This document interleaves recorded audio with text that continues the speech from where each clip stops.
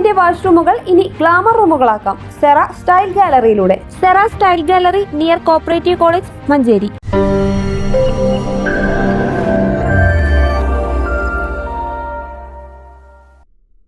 വീണ്ടും ഒരു തെരഞ്ഞെടുപ്പിന് കളമൊരുങ്ങുമ്പോൾ മഞ്ചേരിയും പോരാട്ട ചൂടിലേക്ക്. 2 പതിറ്റാണ്ടിനു ശേഷം നഗരസഭ തിരിച്ചുപിടിക്കാൻ LDF-ഉം ഭരണം തുടരാൻ UDF-ഉം ഒരുങ്ങുമ്പോൾ ഇത്തവണത്തെ പോരാട്ടം കടുക്കും. തെരഞ്ഞെടുപ്പ് വിജ്ഞാപനം വന്നതോടെ മുന്നണികൾ അന്തിമ പ്രഖ്യാപനത്തിലേക്ക് കടക്കുകയാണ്. മഞ്ചേരി നഗരസഭയിൽ 53 വാർഡുകളിലേക്കാണ് തെരഞ്ഞെടുപ്പ് നടക്കുന്നത്.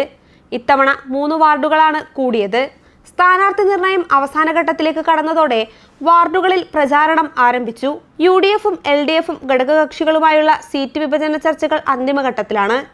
ഇരു മുന്നണികളുടെയും ഏതാനും വാർഡുകളിലേക്കുള്ള സ്ഥാനാർത്ഥി നിർണയമേ ബാക്കിയുള്ളൂ.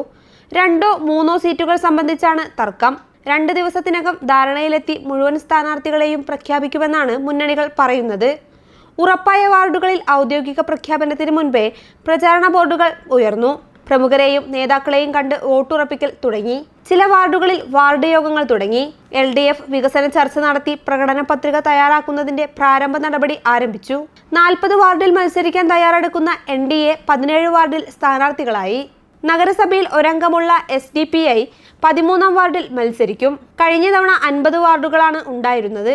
വാർഡ് വിഭജനം പൂർത്തിയായതോടെ നഗരസഭയിൽ 3 വാർഡുകൾ വർദ്ധിച്ചു.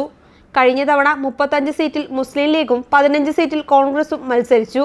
ഇത്തവണ 3 വാർഡുകൾ വർദ്ധിച്ചതോടെ 1 സീറ്റ് കൂടി കോൺഗ്രസിന് നൽകും.